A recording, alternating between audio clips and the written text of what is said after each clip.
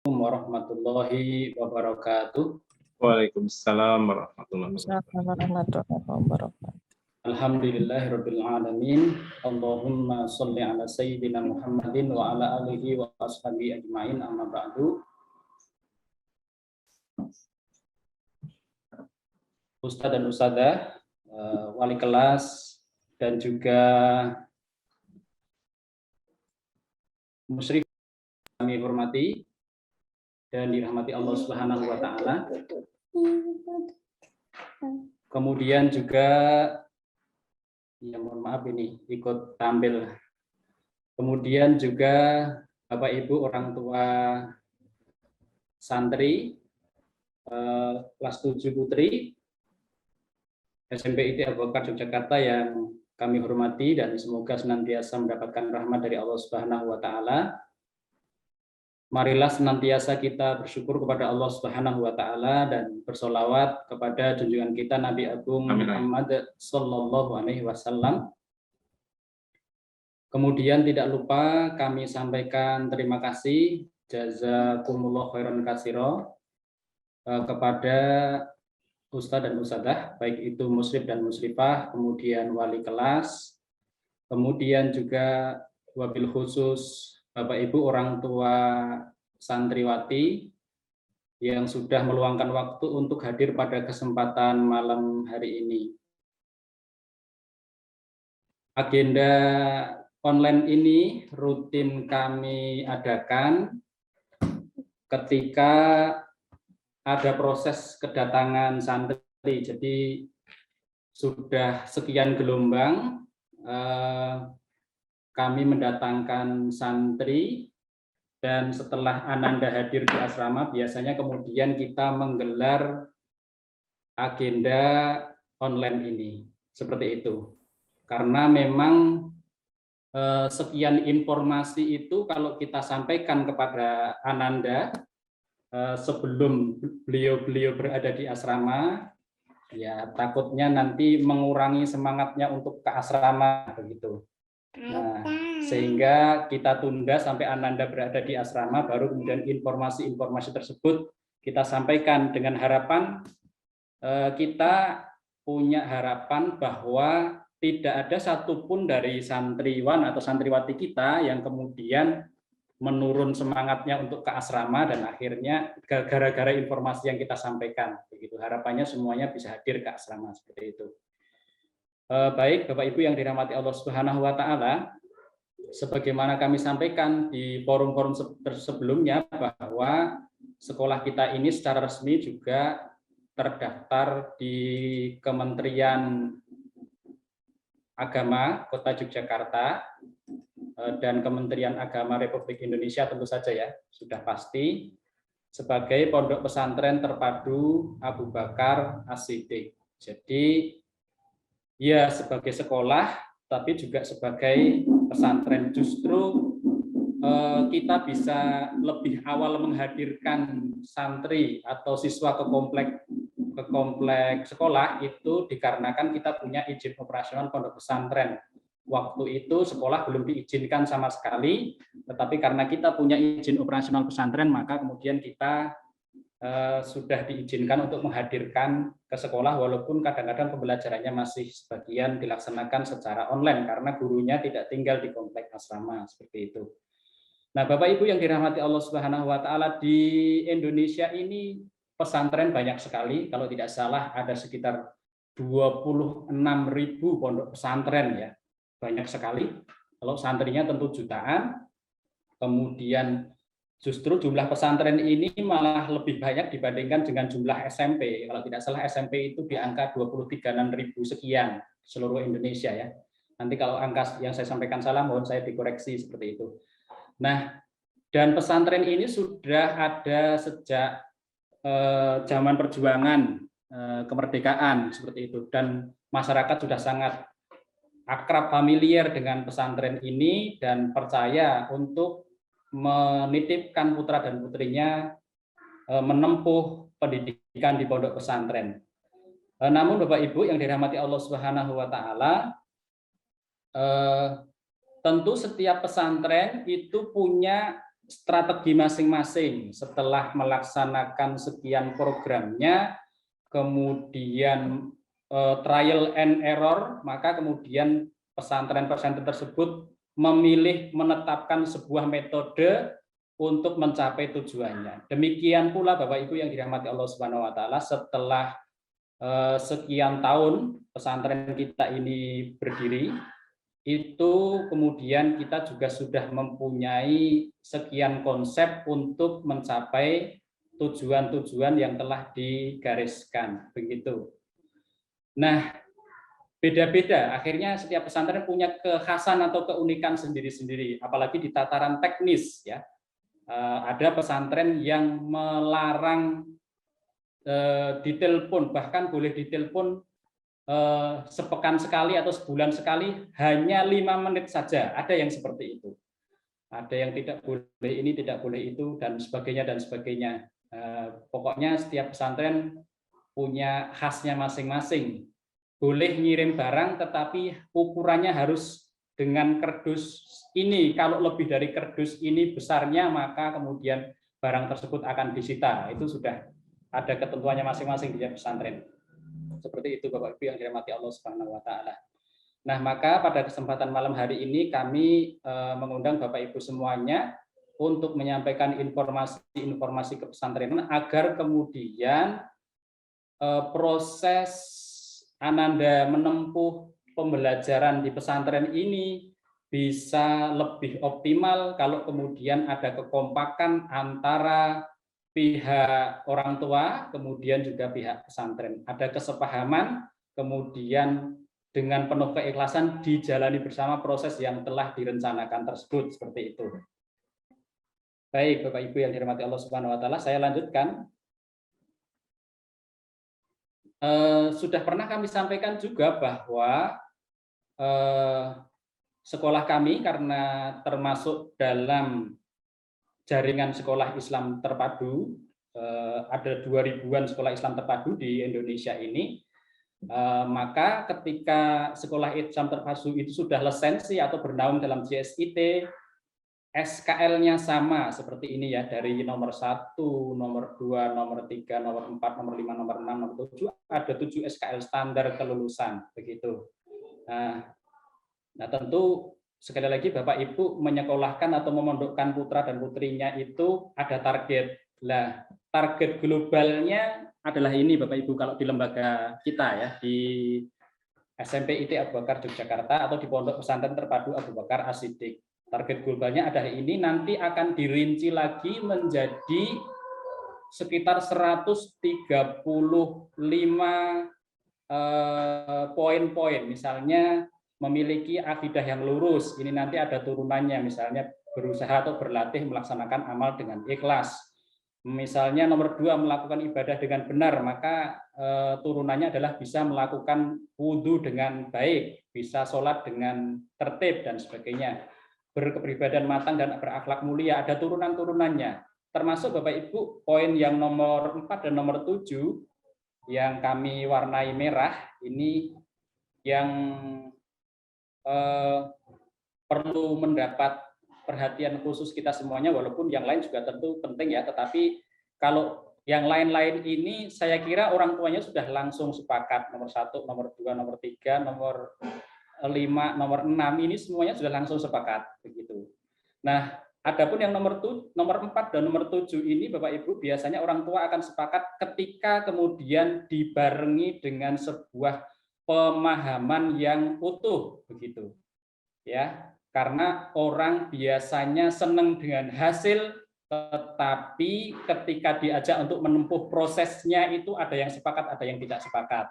Nah, harapannya kemudian dengan yang kita sampaikan malam hari ini, orang tua dan kami punya kesamaan pandangan, begitu, terkait dengan hal-hal yang nanti akan dilaksanakan di pesantren, begitu. Jadi nomor 4 dan nomor 7 SKL ini sesuai dengan konsep adversity question, begitu. Jadi kekuatan manusia untuk bertahan dalam berbagai kesulitan serta mengubahnya sebagai peluang dan pemicu semangat, atau juga ada juga yang menerjemahkan kemampuan diri untuk bertahan dalam menghadapi kesulitan. Nah, Di asrama ini Bapak Ibu yang dirahmati Allah Subhanahu wa taala, di asrama kita ini muridnya sudah pernah diteliti oleh kandidat doktor dari Universitas Islam Negeri Yogyakarta, dulu beliau Dr. Maksudin. Itu beliau meneliti asal siswa kita itu kurang lebih berasal dari 23 provinsi di Indonesia ya, walaupun tentu yang paling banyak ya Jogja ya. Tetapi setiap provinsi itu ada sekian ya, misalnya Bali, Papua dan sebagainya itu ada 1, 2, Kalimantan, Sulawesi, itu setiap provinsi sekitar 23 provinsi itu ada perwakilan yang mendaftar ke kita seperti itu. Nah, dengan kondisi latar belakang siswa yang demikian, itu sesungguhnya merupakan sebuah potensi juga untuk mengasah kecerdasan emosional santri, bagaimana mampu bergaul dengan baik, bagaimana bisa punya leadership memimpin ragam orang dari 23 provinsi, bagaimana bisa belajar teamwork ya, bekerja sama, amal jama'i dengan teman-teman dari seluruh Indonesia yang punya karakter berbagai macam itu, sesungguhnya itu menjadi hikmah tersendiri ketika kemudian bersekolah di lembaga kita. Nah, seperti itu. Kemudian juga pengalaman keseharian, kasus-kasus keseharian yang akan terjadi sejak bangun tidur sampai nanti tidur lagi, itu tentu Ananda akan menghadapi berbagai macam problematika yang akan dirasakan langsung. Kemudian karena di situ hanya ada ustadzahnya, tidak ada orang tua, ya, ada temannya, ada ustadzahnya, maka di situ mereka, para putra-putri Bapak Ibu semuanya, para putri Bapak Ibu semuanya, itu kemudian langsung praktek untuk bagaimana mengatasi problematika yang dihadapi itu. Nah, kalau kita kemudian merujuk kepada tujuan awal orang tua, bahwa orang tua menitipkan putra dan putrinya itu di pesantren, salah satunya di samping yang tadi memiliki akidah yang lurus, melakukan ibadah yang benar, itu juga orang tuanya punya cita-cita putra dan putrinya mandiri, ya. Tentu konsep kemandirian yang sekarang itu harus kita kembangkan dibandingkan dengan pemahaman-pemahaman yang sebelumnya, begitu.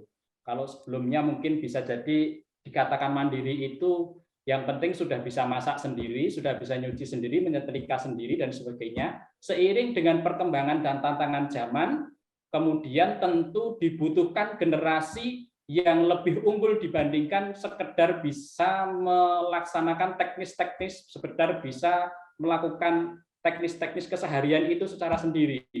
Oke, itu juga penting. Bagaimana bisa masak sendiri, bagaimana bisa nyuci sendiri, nyetrika sendiri, tetapi tentu yang lebih penting Bapak Ibu yang dirahmati Allah Subhanahu wa taala adalah bagaimana kemudian Ananda ini punya adversity question, kecerdasan untuk menyelesaikan masalah-masalahnya sendiri, atau ada juga yang menyebut kecerdasan solutif.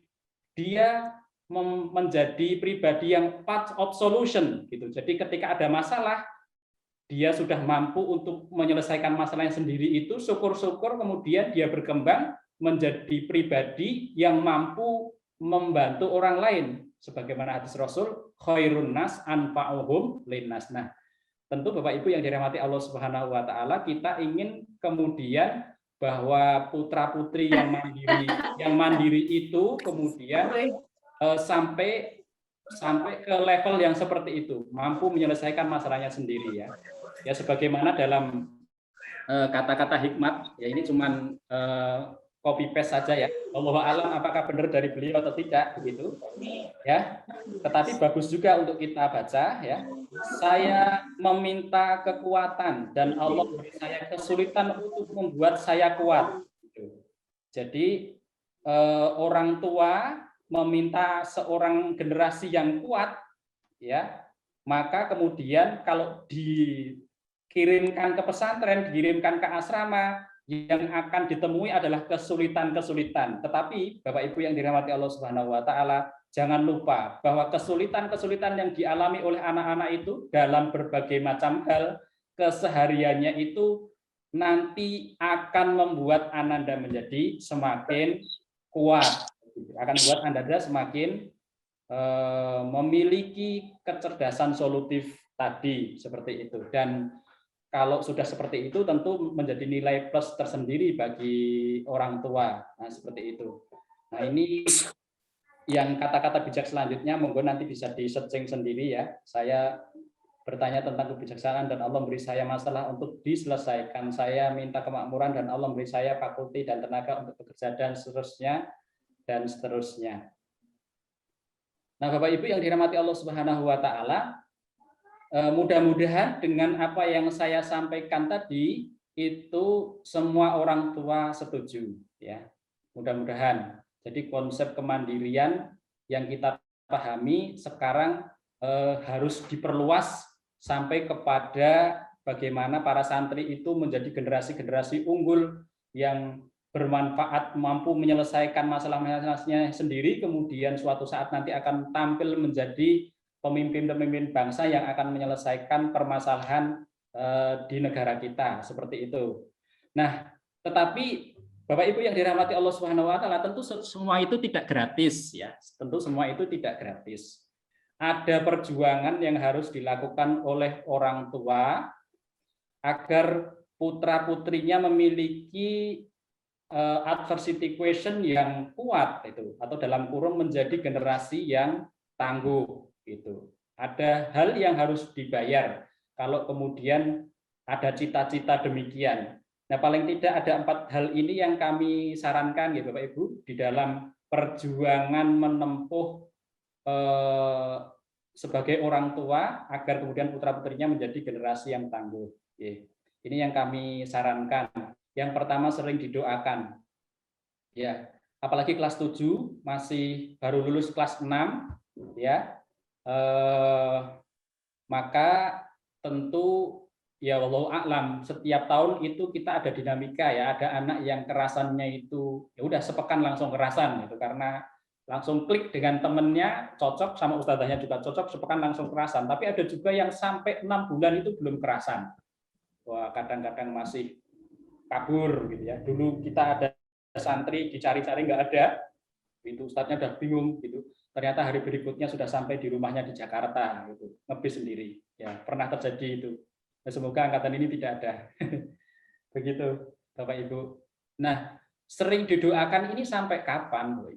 Nah, dulu ada orang tua yang menyampaikan ke saya mengadukan bla bla bla bla bla, Bu, didoakan. Itu terus saya sampaikan juga tipsnya.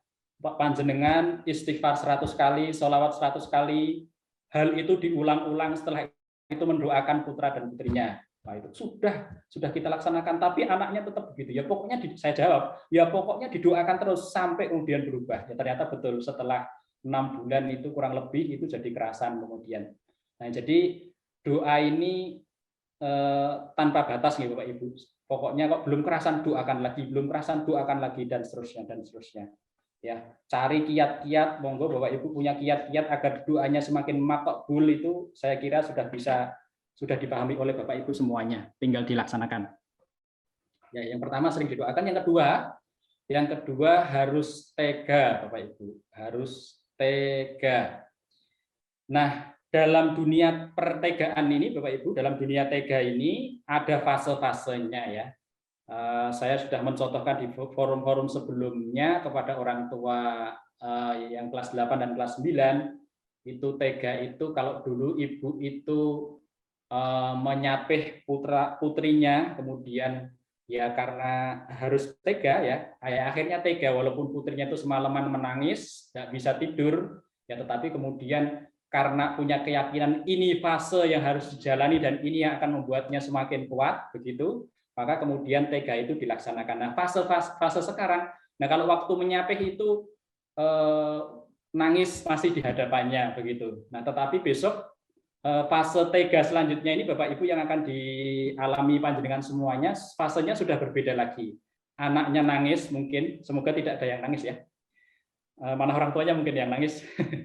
Anaknya nangis gitu, ditelepon suaranya malah nangis, biasanya seperti itu, tetapi tidak ada di hadapannya. Nah, ibu-ibu ya wajar ya, dulu 6 bulan 10 hari di perutnya kemana-mana dibawa, sekarang harus berpisah, nggak dengar suaranya, nggak bisa memeluk, nggak bisa mengecup, nggak bisa ngeloni dan sebagainya begitu ya. Padahal dulu ya kemana-mana dibawa. Ya seperti itu. Nah sekarang harus berpisah ya. Maka begitu demi masa depan Ananda agar berkembang menjadi generasi yang semakin tangguh tadi, harapannya kemudian orang tua melakukan fase tega selanjutnya ya, yaitu ya tadi tega dengar aduan-aduannya dan sebagainya, tapi tetap disikapi dengan penuh keilmuan. Silahkan nanti Bapak Ibu bisa sharing dengan orang tua yang putra dan putrinya sudah sering di pesantren.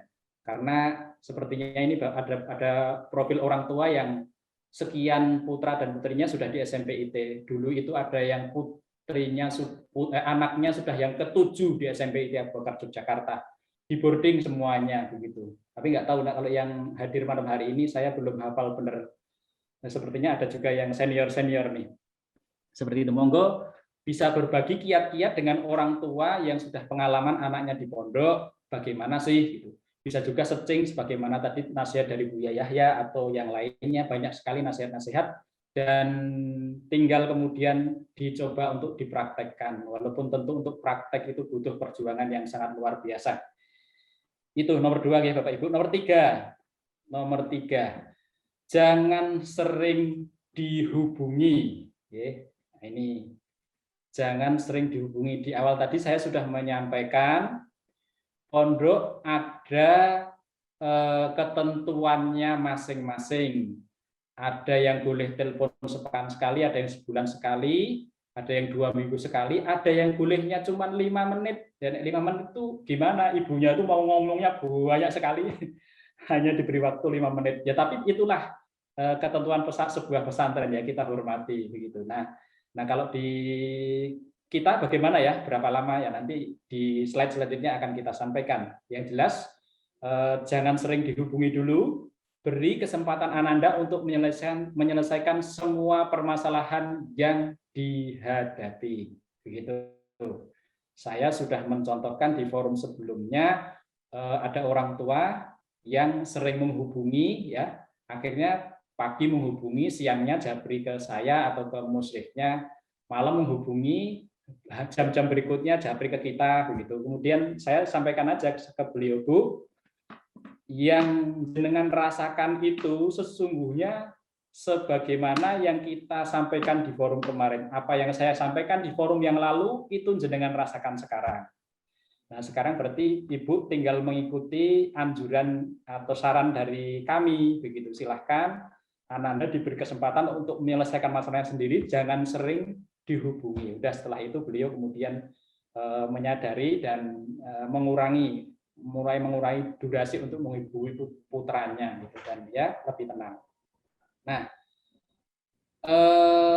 ada dampak negatifnya Bapak Ibu yang dirahmati Allah Subhanahu wa taala kalau sering dihubungi. Yang jelas ini ya, sebagaimana saya sampaikan tadi, orang tua jadi lebih sering khawatir ya. Ya karena sebagaimana disampaikan Bu Yaya tadi, anak itu bahasa-bahasanya kadang-kadang masih harus diseleksi gitu. Nah, ya kadang-kadang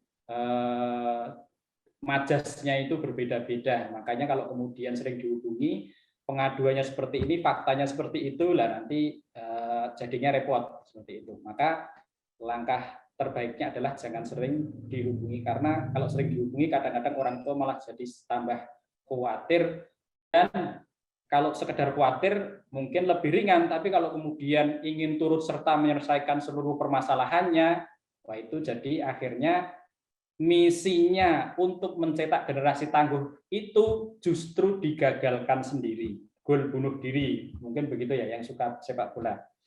Nah itu sesungguhnya kalau diberi kesempatan itu akan terus berkembang, walaupun sulit awalnya, tetapi akan terus berkembang untuk menghadapi masalahnya sendiri. Tapi gara-gara sering dibantu gitu, akhirnya jadi paling tidak terhambat kemandiriannya di dalam menyelesaikan masalahnya sendiri. Masalah apapun, dari yang kecil, soal laundry, soal makan, soal nggak dapat lauk, soal dan sebagainya, itu sesungguhnya itu bagian dari pendewasaan Ananda.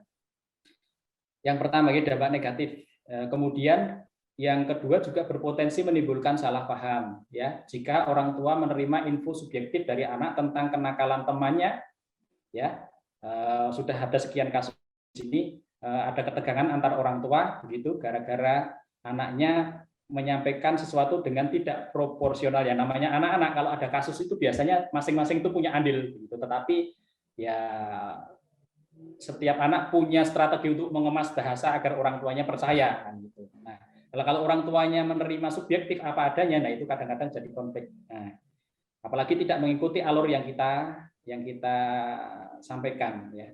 Nah, itu karena alurnya kalau ada misalnya ada temannya yang menjahili, itu bukan orang tuanya yang kemudian membina temannya itu, tetapi dilaporkan kepada kami, nanti kami yang membina, kan, seperti itu. Nah, itu seperti itu alurnya.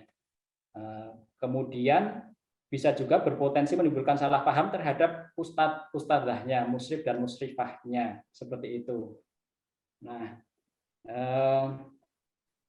bisa saja apa yang disampaikan itu ya sudah banyak kejadian juga di pesantren kita, orang tua datang ke sini marah-marah kepada ustadz dan ustadzahnya gara-gara salah paham, karena memang anaknya menyampaikan informasi yang ditambah-tambahi, seperti itu.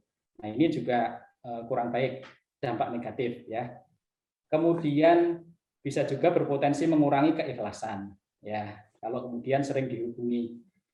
Nah, itu begitu. Terus yang terakhir, Bapak Ibu, yang kita minta, yang kita sarankan dari orang tua agar Ananda ini berkembang menjadi generasi yang tangguh, monggo kompak, ya Bapak Ibu. Kompak. Yang pertama adalah kompak antara suami dan istri. Jadi harapannya Bapak Ibu kalau malam hari ini yang ikut ibunya saja karena bapaknya, karena ayahnya ada agenda yang lain, maka informasi-informasi yang diterima ini juga disampaikan kepada bapaknya dan sebaliknya, ya. Karena kalau bapaknya sudah kompak dengan kita sementara ibunya belum, nah itu juga nanti di lapangan ada kendala tersendiri, seperti itu. Mohon maaf, ada yang lupa di mute, monggo di mute dulu. Ya, jadi berapa di sana ada temannya? 5 orang. Oh, lumayan lah. Ya, monggo di mute dulu. Suaranya masih ada dari suara yang lain. Jadi begitu Bapak Ibu, yang kami sarankan, monggo orang tua bisa kompak, bisa dengan visi yang sama, ya. Menyamakan pemahaman, kemudian menyamakan langkah. Nah, kemudian juga penting kalau satu orang tua itu sudah kompak, maka antara orang tua yang satu dengan orang tua yang lain itu juga harus kompak, begitu.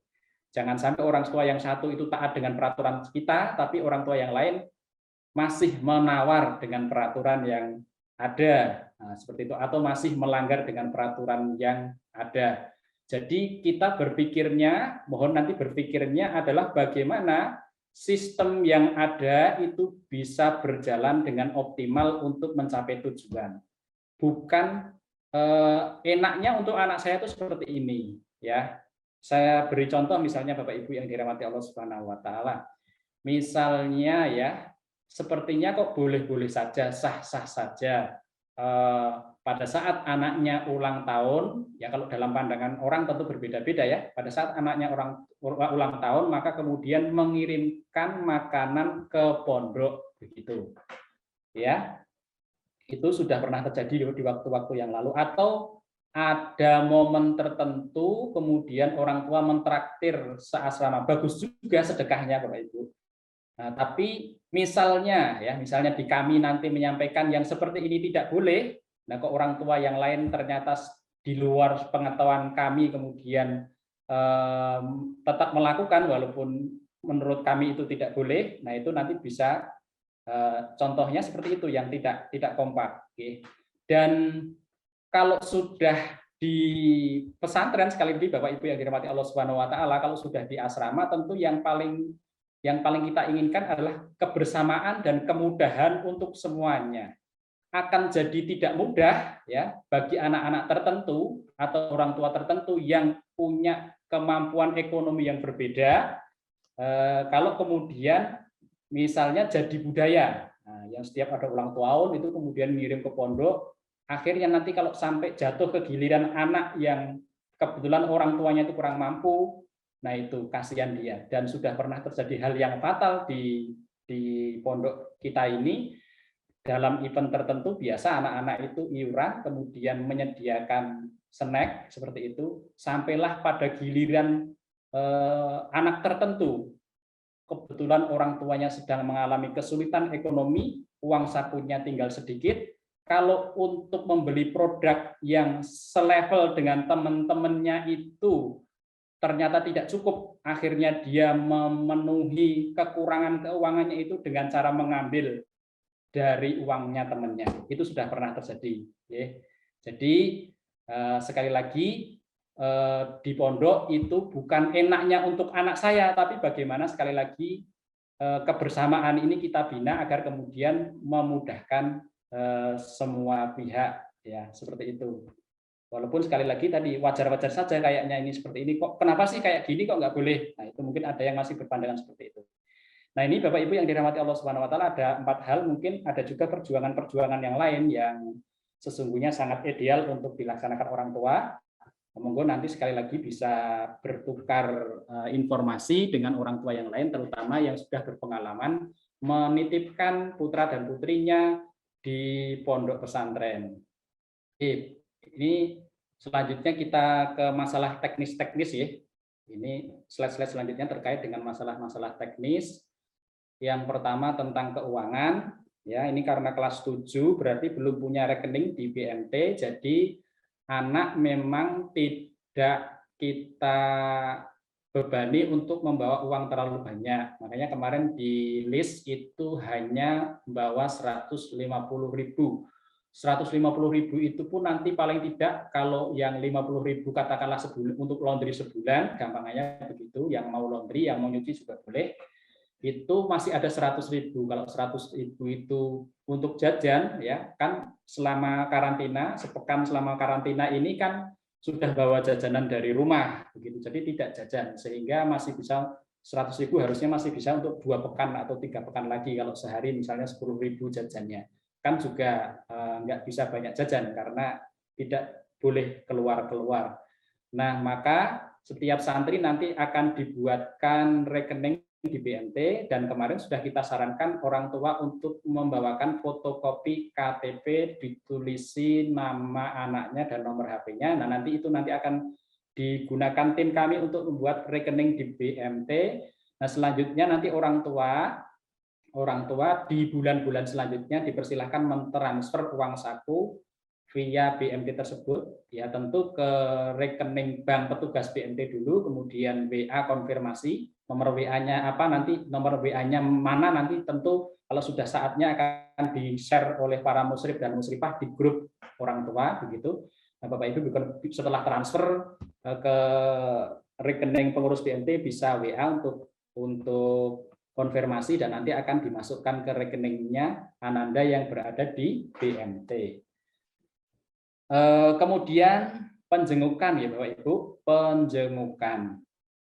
Jadi ini rencana kami kemarin boleh dijenguk 1 semester sekali, ya. Ya makanya saya sampaikan ada beberapa hal yang kalau diketahui Ananda sejak awal bisa jadi akan menjadi mengurangi semangatnya untuk ke pondok, begitu. Wah, bakalan lama nih nggak bisa ketemu dengan orang tua kan begitu ya. Makanya kita menyimpan dulu informasi ini, setelah Ananda di asrama baru kemudian kita sampaikan via online ini kepada orang tua. Kapan 1 semester itu ya nanti tunggu jadwalnya. Ya tunggu jadwalnya 1 semester sekali.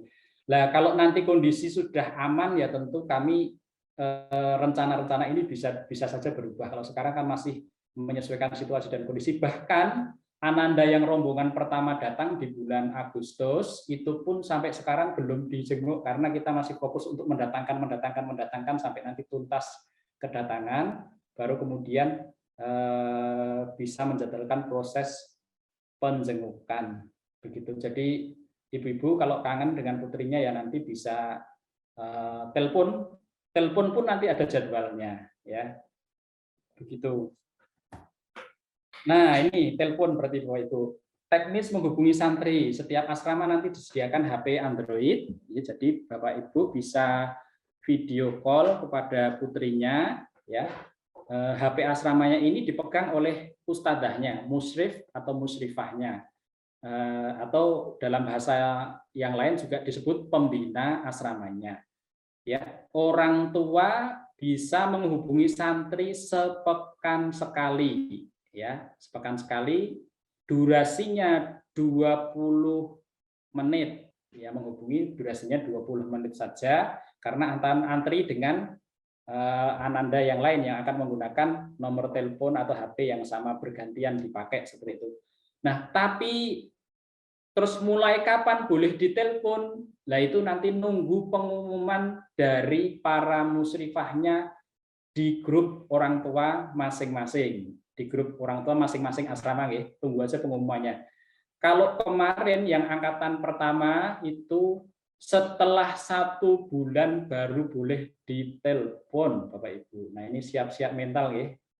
Nah, Bapak Ibu berdoa. Pertama ibu-ibu, waduh, lama sekali tak dengar suaranya, gitu. Nah, monggo itu baru boleh 1 bulan itu baru boleh ditelepon. Lah, terus bagaimana dengan rombongan ini? Nanti sekali lagi silahkan ditunggu informasi dari musyrifahnya di grup orang tua. Kalau kangen ya minta difotokan pas acara makan atau apa gitu, nanti kan bisa lihat sejenak foto putrinya yang lagi di asrama, lagi senam atau lagi belajar atau lagi main bulu tangkis, ya kan. Halaman asrama putri itu cukup luas, jadi anak-anak bisa leluasa berekspresi untuk kegiatan-kegiatan yang ada seperti itu. Ini teknis menghubungi. Kemudian laundry, Bapak Ibu, laundry ini juga sudah tukang laundry datang ke asrama, nanti juga sudah dibantu oleh para musyrifah bagaimana memberikan DP-nya ke tukang laundry, terus bagaimana pembayaran selanjutnya itu nanti sudah diarahkan oleh para ustadzahnya yang berada di asrama. Gitu. Yang mau nyuci sendiri boleh, tersedia juga fasilitas untuk mencuci. Kemudian belanja rutin santri, Bapak Ibu, itu karena tadi melatih kemandirian, maka harapannya nanti ananda sudah berlatih untuk belanja sendiri, Pesannya via Google Form, nanti pihak Muliamat atau Kitamat, ya. Kebetulan Muliamat ini sudah punya cabang di Komplek Asrama Putri, jadi memudahkan. Jadi sekarang Putri sudah kita pusatkan belanjanya ke Muliamat. Jadwalnya Sabtu dan Ahad itu pesan, nanti akan dikirim pada hari-hari selanjutnya sesuai dengan kondisi Muliamat. Nah, seperti itu. Nah, yang ke Kitamat sekarang yang Putra. Makanya ini ada tulisan pihak Kitamat akan mengirim barang bla bla bla ini. Sekarang yang Kitamat adalah yang Putra, yang Putri itu sudah ke Muliamat karena Muliamat itu sudah buka kantin di Komplek Asrama Putri, seperti itu. Jadi anak-anak sudah berlatih untuk buat list barang, tapi kan kemarin barangnya masih banyak, ya, yang dari rumah. Adapun nanti kekurangan ini dan itu bisa langsung pesan via Google Form dan nanti akan dikemas sudah by name, termasuk apa itu teknis membayar dan sebagainya sudah diarahkan oleh ustadzahnya. Nah, ini Bapak Ibu yang dirahmati Allah Subhanahu wa taala. Pengiriman barang dan makanan. Nah, makanya tadi sudah saya sampaikan di awal, sepertinya kok sebenarnya wajar-wajar saja, tapi kenapa kok tidak boleh? Nah, itu tadi, ya. Makanya ini kita klasifikasi yang tidak boleh kecuali saat dijadwalkan. Oke. Makanan, minuman, tambahan lauk atau buah-buahan ini tidak boleh kecuali saat dijadwalkan. Jadwalnya kapan? Nunggu informasi di grup, begitu. Jadi tidak boleh, ya, tidak boleh. Kenapa kok tidak boleh? Bukannya kalau di asrama nanti lauknya tidak cocok, kepedesan, atau di rumah itu biasanya lauknya ini, kalau enggak ini itu enggak mau makan. Nah, Semoga-moga nanti Ananda bisa berproses untuk menyesuaikan. Nah, makanya ini tadi yang saya sampaikan, ya kenapa sih kayak gitu kok tidak boleh? Nah, begitu. Jadi Bapak Ibu yang dirahmati Allah Subhanahu wa taala, kalau pintu pengiriman makanan ini kita buka lebar, begitu, tidak kita jadwalkan, kapan saja boleh, maka makanan itu akan hilir mudik datang. Kemudian musrifah juga akan mondar-mandir ngambilin kiriman, satpam juga akan sibuk menerima kiriman. Jumlah santri kita itu 437 santri. Kalau setiap hari ada 50 kiriman, itu sudah akan membuat Pak Satpam itu berkurang teliti di dalam melaksanakan tugas-tugasnya. Nah, begitu. Tugas Pak Satpam yang utama tentu keamanan ya. Tapi kalau kemudian sibuk menerima titipan, nah itu nanti jadi tidak baik. Nah, itu teknis di lapangan, itu teknis, itu masalah teknis. Yang lebih esensial Bapak Ibu yang dirahmati Allah Subhanahu wa taala, tentu ketika putra-putrinya dititipkan di pesantren itu adalah ingin melatih bahasa Jawanya itu prihatin. Ini di IE ya. Prihatin tentu sudah pada paham ya. Melatih prihatin, melatih hidup sederhana begitu. Pengalaman di fase-fase sebelumnya, kalau kemudian kita bebaskan ngirim makanan, bisa GoFood, bisa dan sebagainya, milih makanan apapun, akhirnya menu asrama itu tidak termakan. Jadi kita membuka yang boleh, jatuhnya kepada yang haram. Ya kan, kalau tidak termakan akhirnya mubadzir. Ya sudah ada ayatnya ya. Wala tubadzir tabdzira innal mubadzirina kanu ikhwanasy syayatin. Nah gitu. Nah itu akhirnya anak-anak nanti jadi target untuk mandiri hidup sederhana prihatin itu nggak dapat akhirnya, begitu. Apa-apa nggak dimakan, kan nanti ada kiriman. Nah itu. Jadi pengalaman yang sudah berjalan, misalnya ya, gudeg telur nggak dimakan, bandeng nggak dimakan, kemudian lele goreng tidak dimakan, kemudian telur puyuh tidak dimakan. Kemudian macam-macam ya, itu kadang-kadang sampai turah-turah itu di asrama itu Bapak Ibu. Dan kita kalau sudah begitu kerepotan, kalau mau ustadznya yang makan nggak bakalan habis juga karena sudah dapat jatahnya sendiri juga. Kalau mau dibagi juga dibagi kemana. Nah tadi saya ulang, sekian kali menitipkan putra dan putrinya di pondok pesantren, sesungguhnya menu di kami ini juga tidak kalah dengan pondok yang lain, bahkan lebih bagus dari pondok yang lainnya. Apa itu variasi menunya, kemudian juga kualitas dan kuantitas lauknya itu tidak kalah dengan pondok-pondok yang lain dengan bayaran yang setara, begitu. Nah, jadi sekali lagi monggo, ini sesungguhnya sepertinya kok biasa-biasa saja, tapi kenapa kita tidak membolehkan kecuali pada saat dijadwalkan, itu karena memang ada alasan yang sudah panjang. Begitu. Kemudian Bapak Ibu yang dirahmati Allah Subhanahu wa taala, yang dibolehkan ya, yang dibolehkan ini berarti lebih fleksibel ya, mau dikirim abon itu boleh ya. Kemudian sambel itu boleh, kemudian bawang goreng itu boleh. Kemudian perlengkapan pembelajaran misalnya laptopnya rusak mau dikirim laptop yang baru ya boleh. Nah, begitu. Kemudian suplemen yang biasa dikonsumsi, Ada pertanyaan kenapa buah-buahan tidak boleh, padahal kan bagus juga. Kalau nanti makan buahnya kurang, itu tidak baik juga, begitu. Nah, harapannya kalau dari sisi kandungannya dengan suplemen yang ada ini bisa menjadi pengganti dan tentu lebih praktis, ya, dan kalau misalnya buah kita bolehkan, banyak sekali yang ngirim buah, nanti juga sekali lagi banyak orang yang datang ke pesantren kita, sekarang kondisinya masih seperti ini, jadi lebih amannya. Kemudian kalau bisa dikonversi kandungan buah-buahan ini dengan suplemen yang ada, yang herbal, ya misalnya, itu akan lebih baik. Makanya suplemen ini yang bisa dikonsumsi kita bolehkan. Dan suplemen ini setiap orang kan punya kecenderungan masing-masing dengan harga yang bervariasi. Kemudian yang dibolehkan juga obat-obatan pribadi yang sudah sering dikonsumsi. Nah, selanjutnya Bapak Ibu yang dirahmati Allah Subhanahu wa taala, ini kurang lebih kegiatannya selama masa karantina ya. Seperti biasa pagi ada ngaji, Kalau jadwalnya tahajud ya bangun tahajud, kemudian ada olahraga. Di Putri ini rutin senam, kemudian setelah itu persiapan sekolah, kemudian sekolah kalau yang PT terjadwal PTMT ya ke kelas ya, Ananda akan ke kelas, yang tidak ke kelas akan belajar online dari asrama gitu.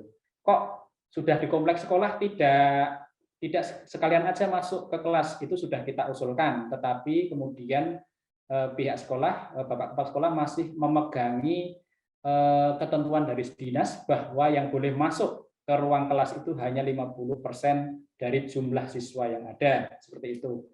Nah, maka kemudian ya kita kemudian masih seperti itu modelnya. Adapun pembelajaran pesantren, tahfidz, tahsin, kemudian mapel pesantren diniyah, maupun diniyah itu sudah dilaksanakan secara full offline ya, karena memang juga ustadzahnya, pengajarnya tinggal di komplek asrama dan sekolah.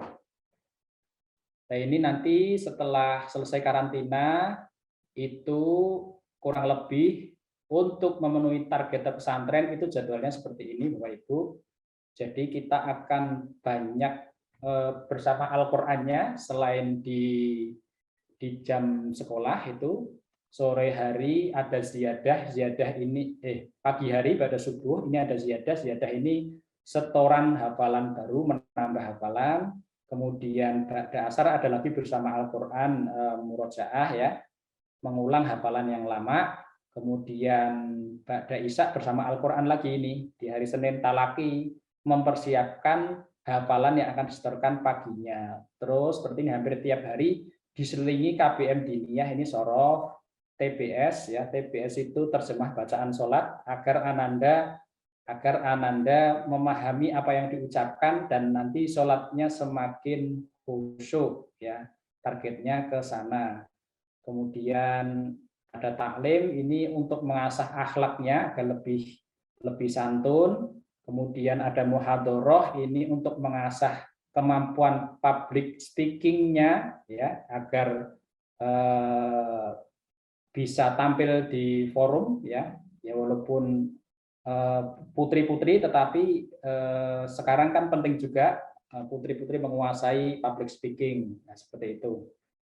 Kemudian ada imla ini menulis bagaimana menulis Arab yang benar, nanti akan dikembangkan di level selanjutnya dengan imla wal khot, benar dan bagus, tapi tentu awal-awal kita akan menguatkan di imlaknya dulu. Jadwalnya seperti ini. Nah, ini sudah slide terakhir kalau sudah alur komunikasi ini Bapak Ibu. Alur komunikasi. Jadi kami di SMP IT ini, di Pondok Pesantren Terpadu Abu Bakar As-Siddiq ini sudah berbagi tugas Bapak Ibu yang dirahmati Allah Subhanahu wa taala. Kalau kemudian hal-hal yang terkait dengan persekolahan ya, itu biasanya komunikasinya dengan wali kelas. Hal-hal yang terkait dengan persekolahan komunikasinya dengan wali kelas.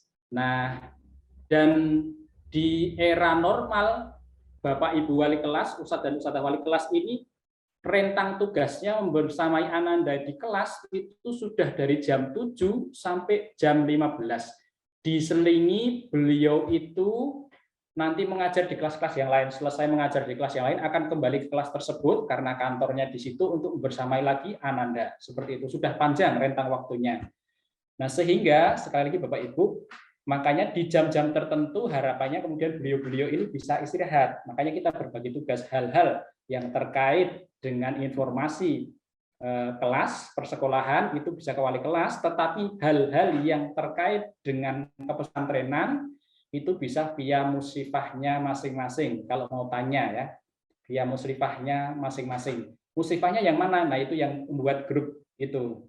Nah, seperti itu. Karena kalau apa-apa ditanyakan wali kelas, kasihan juga wali kelasnya Bapak Ibu.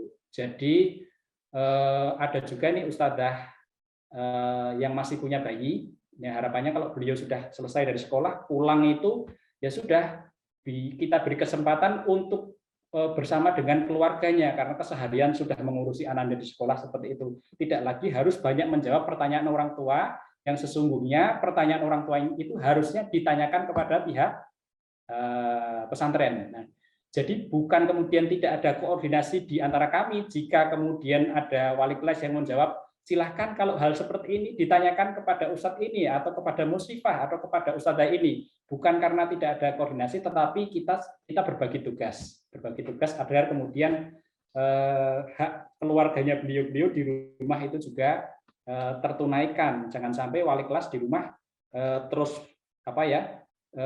diprotes oleh suaminya atau oleh putra putrinya gara-gara banyak sekali pertanyaan dari orang tua, padahal pertanyaan itu harusnya ditanyakan kepada pihak pesantren. Nah, itu yang pertama, wali kelas seperti itu nggih, alur komunikasinya dan hal-hal yang harus ditanyakan seperti itu. Jadi kalau terkait dengan pesantren, biasanya para ustadzah wali kelas akan menjawab, silahkan ditanyakan kepada pihak pesantren. Ya, karena kalau beliau ditanyai, nanti juga akan tanya kepada kami, dan setelah tanya kepada kami akan men-share info kepada Bapak Ibu.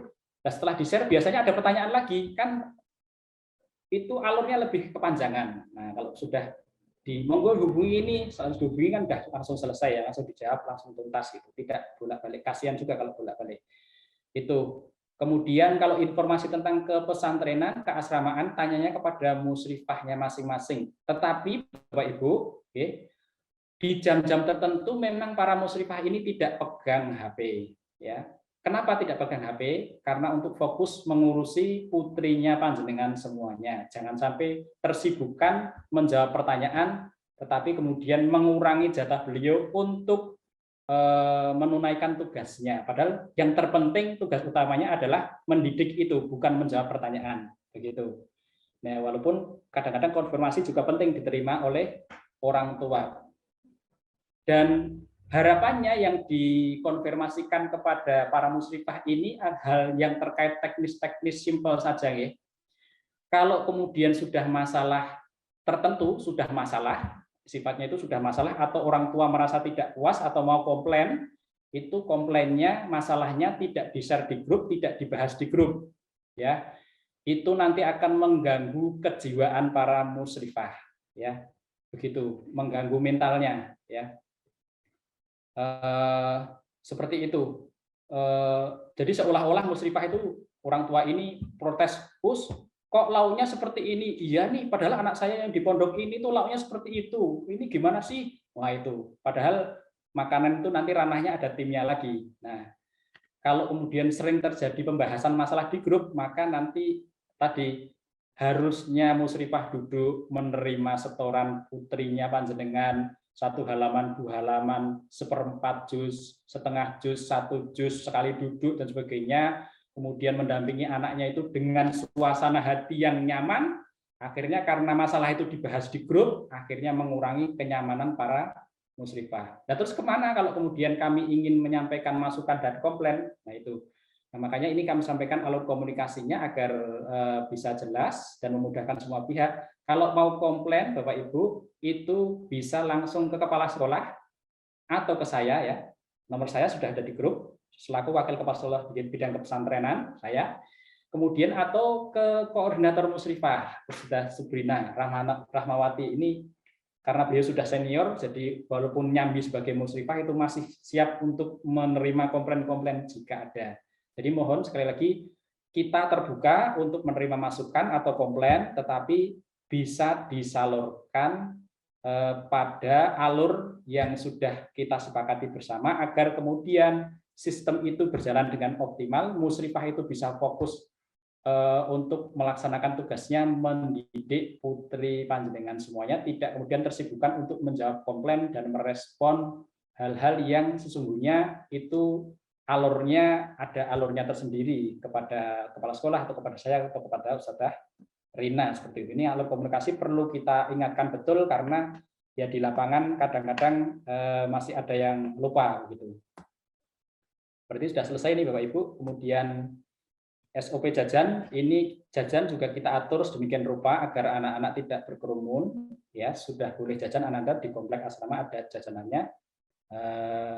Dan ketentuannya kalau sudah ada 3 orang misalnya di situ, yang lain harus menunggu, tidak boleh ke situ dulu, ya agar tidak terjadi kerumunan. Nah, dan dibeli langsung dibawa pergi ya, tidak kemudian makan di situ. Kemudian ini SOP karantina, kalau ketentuan lama itu masih 14 hari, ini SOP-nya SOP lama Bapak Ibu. Nah, untuk periode ini sudah kita turunkan sepekan saja. Kemudian kalau ada yang sakit, ini Bapak Ibu, agar nanti tidak kaget, perlu kita sampaikan, kalau ada yang sakit biasa, misalnya batuk, pilek, kalau ada yang batuk dan pilek, maka rekomendasi dari tim kesehatan itu dipisah. Tetapi kami sudah mengantisipasi agar pemisahannya ini tidak kemudian menimbulkan gejolak yang membuat santriwati itu tidak nyaman. Jadi pemisahannya juga tidak jauh-jauh ya. Kita kan kamar Ananda itu berderet begitu. Nah di atas itu ada ruang besar, biasanya dipakai aula untuk jamaah sholat. Nah sekarang sholatnya kan masih di asramanya masing-masing begitu. Nah itu kita sekat-sekat untuk memisahkan nanti kalau ada yang sakit itu di tempat tersebut agar kemudian tim kesehatan mudah memantau. Ini sakit yang biasa ya. Adapun kalau sakit yang terkait dengan COVID, semoga nanti sudah tidak ada lagi ya. Nah, dan belum tentu kalau Ananda sakit ini Bapak Ibu, ya kalau sakitnya tidak parah, bisa jadi tidak dikasih tahu ya. Nah, walaupun ada juga orang tua yang usul ya dikasih tahu agar mendoakan, ya boleh-boleh saja dikasih tahu. Ya, tetapi memang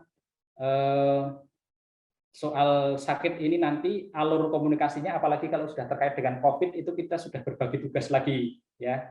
Nah, kita sudah ada alurnya tersendiri. Siapa yang mengkomunikasikan kepada orang tua kalau ada yang positif, setelah fase keberapa dikomunikasikan itu sudah ada alurnya. Bahkan bisa jadi pihak-pihak tertentu itu tidak kita kasih tahu ya. Sebagaimana dulu pernah ditemukan kasus, ya alhamdulillah sudah bisa kita tangani dengan baik berkat bantuan orang tua juga yang posisinya beliau sebagai dokter yang sangat aktif membantu kami begitu ya. Dan waktu itu bahkan guru-guru pun belum kita kasih tahu kecuali setelah kemudian proses itu berjalan. Ketika penanganan itu masih berproses, tentu tim fokus untuk melakukan penanganan dengan optimal dulu, baru kemudian setelah prosedur berjalan dengan baik, informasi saatnya disampaikan, ada yang bertugas untuk menghubungi orang tua, ada yang bertugas untuk menyampaikan kepada ustadz dan ustadzah yang lainnya. Nah, itu sudah kita bagi timnya. Nah, itu sudah seperti itu. Ya, karena kalau baru ada kasus langsung kita informasikan, langsung di-share, ya takutnya nanti malah membuat panik. Nah, lebih baik kita tangani dulu dengan baik seperti itu, baru pada fase kesekian ya itu kemudian diinformasikan kepada orang tua oleh pihak yang kita tentukan untuk menginformasikan. Kalau putra biasanya yang menghubungi orang tua langsung saya. Kalau putri yang biasanya menghubungi orang tua langsung Ustazah Rina selaku koordinator Mustifah. Seperti itu. Kemudian fase komunikasi dengan pihak-pihak yang lain itu ada ketua satgas, yaitu kepala sekolah kita langsung yang akan berkomunikasi dengan pihak-pihak eksternal seperti itu. Ini masih lanjutan SOP masa karantina. Nah, ibadah juga kita sudah jalankan dengan SOP tertentu ya, sebagaimana perkap-perkap yang harus dibawa.